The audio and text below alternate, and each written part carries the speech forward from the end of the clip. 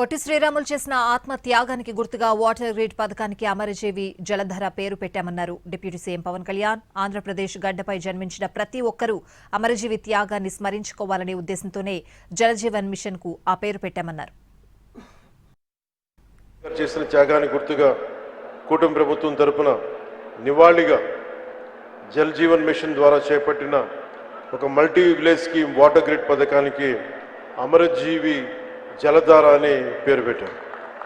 దేశంలోని గ్రామీణ ప్రాంత ప్రజలు ఒక్కొక్కరు రోజుకి 55 లీటర్ల స్వచ్ఛమైన తాగునీరు అందించాలన్న గౌరవ ప్రధాని శ్రీ నరేంద్ర మోదీ గారి స్ఫూర్తితో రాష్ట్రంలో కూడా ఈ పథకాన్ని పగడ్బందీగా అమలు చేస్తున్నాం.